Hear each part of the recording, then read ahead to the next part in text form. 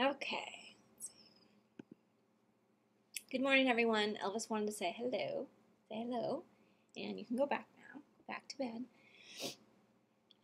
So this video, welcome back, is geared to really help you figure out which colleges are appropriate for you, which colleges you should be applying to, and trust me, there are many, many colleges out there, so this should be a fun process. Applying by the numbers. I know this gets frustrating. People ask you, what's your GPA and what's your SAT scores? It feels like that's the only way that they are really evaluating who you are as a person, and there are many more things to you, and we'll get there.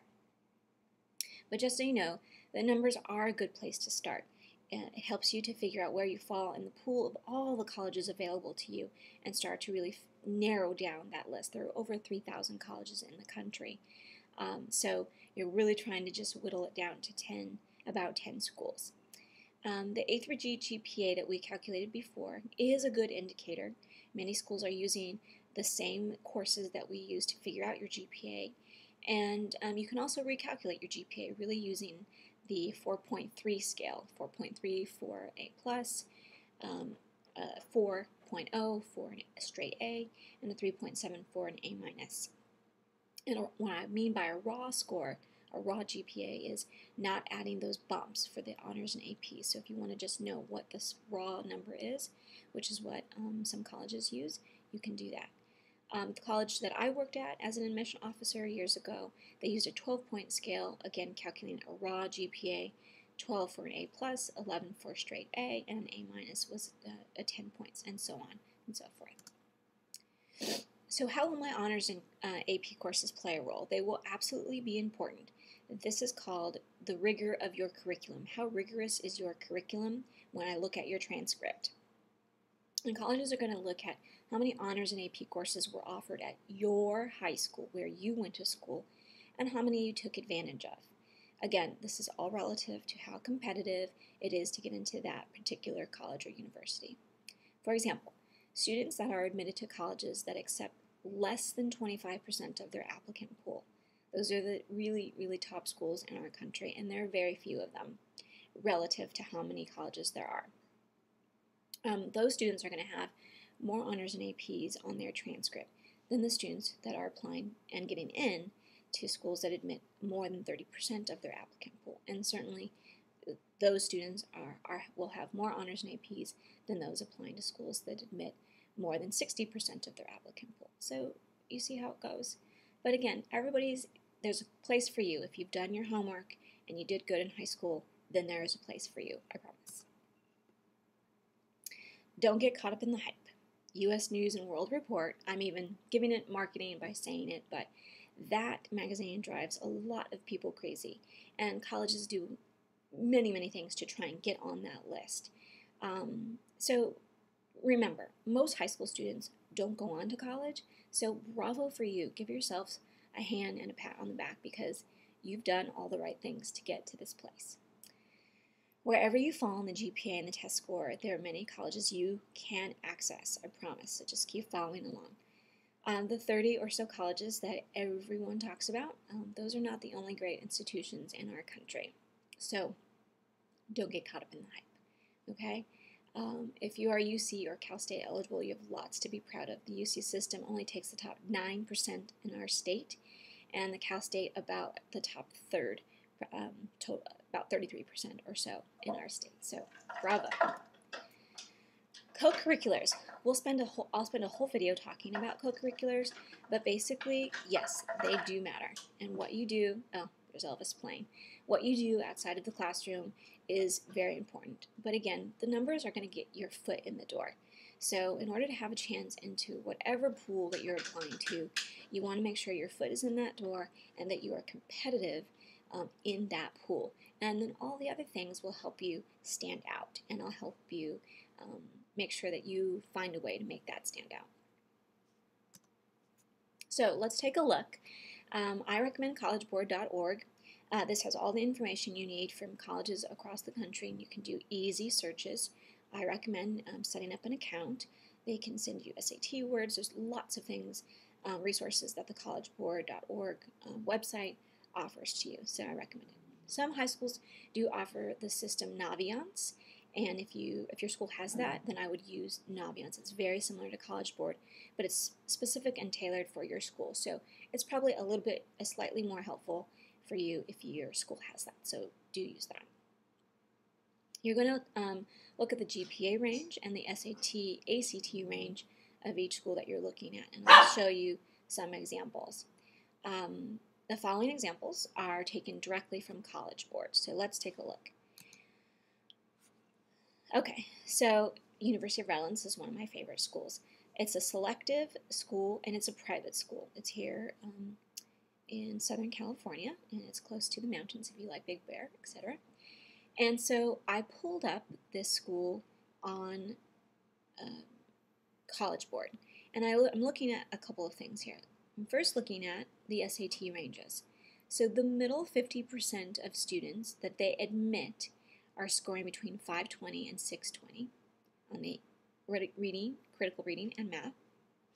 And then if you look over here, about 36% of the students who have applied and have been admitted have a high school GPA of a 3.75 or above. And then you see the percentages go down from there, 19%. So if you sort of add this 36% and this 19%, that's well over half. Am I doing that right? Yes, that's over half of their student body have a 3.5 GPA or above. Okay, and I'll show you what that looks like in comparison over here. This is a selective UC school. Okay, so UC Riverside, which my cousin, Sunny, she attended. And let's see.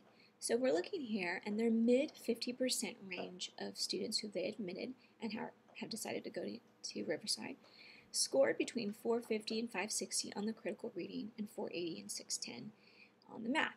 And then you look over here, and again, about 50% of their students score have a GPA of 3.5 or above. And you see this breakdown right here.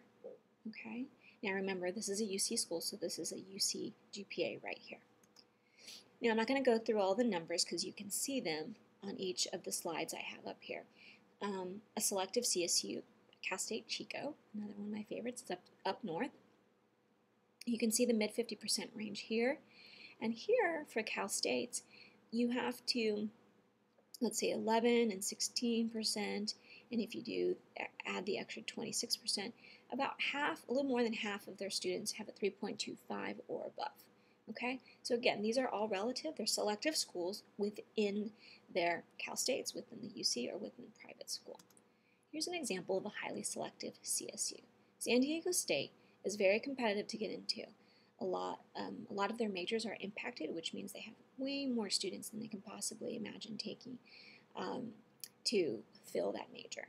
So you're going to see here the numbers go up. When you looked at Chico, Cal State Chico, these numbers are a bit higher. And when you look at the GPA, these numbers are definitely higher here. You don't have to dig too deep. Over 60%, close to 70% of their students have a 3.5 GPA or above. A highly selective UC Irvine. My sister's best friend went there. So let's see. So this is, you'll see when you look back at the UC Riverside, you see here the numbers have gone up. And then here, ooh, the number shoots up really high. 76% of their students, first-year students who have been admitted and accepted to UC Irvine have a 3.75 or above. So you can see the difference. A highly selective private, Occidental College, another one of my favorites, here in Southern California, nestled in Eagle Rock. Here you can see the numbers are climbing with the SATs, and here over 60% of their students' body has a 3.5 or above. Again, of the pool that applied to Occidental and were admitted and are coming to Occidental, this is the average GPA. Okay. Most selective, highly selective, most selective UC, Cal, Berkeley, and UCLA, and UCSD. Really, the three of those schools fall in this category, so they'll look very similar. But Berkeley here, Cal, you can see the numbers shooting up here with their mid 50% range of SAT scores. And then look at this, 81% have a 3.75 GPA or higher. So that is top notch, and you know it's going to be very difficult to get in to access UC Berkeley, but again, depending on where you fall, this might be a great place for you to apply. Stanford, a most selective private. This is very similar to the Ivy League schools, and you're going to see similar numbers if you look up any of the Ivy schools, or Georgetown, or Duke, places like that. Caltech, MIT, places like that. So you see here the numbers have shot up really high, the highest we've seen so far. Look at this, 680 to 780 for math. That's a near perfect score there. And 90% of their students who've been admitted and have accepted their place at Stanford have a 3.75 GPA or higher.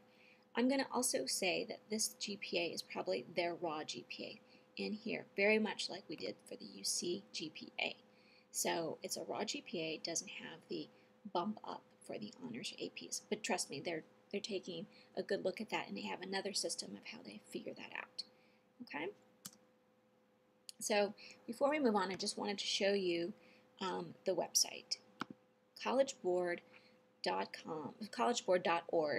I have set up an account here, and so I did a search. So you can do a search. It's called College Matchmaker.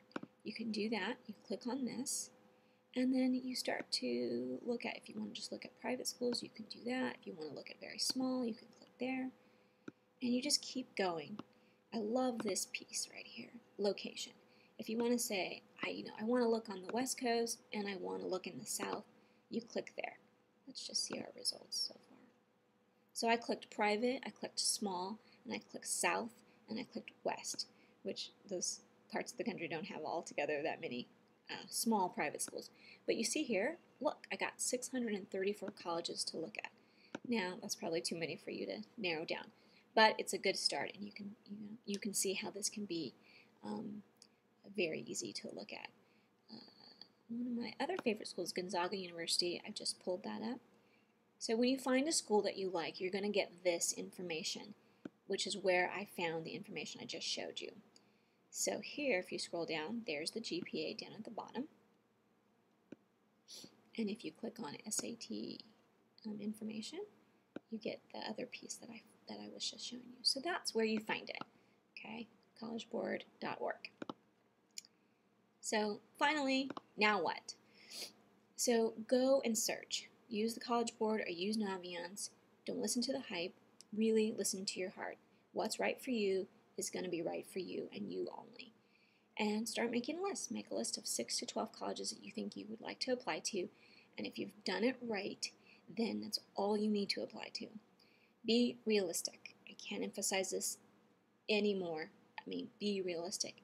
You can apply, and you should apply to one or two schools that are completely your dream. Everybody should have some star that they're reaching for. But make a list that you're really happy with, and that you would be happy with any school if that was the only school you got into. So that's my tip for the day. Come back, and we'll go on, and I'll show you how to start applying to schools. Thank you, and goodbye. Oh, bye, Elvis.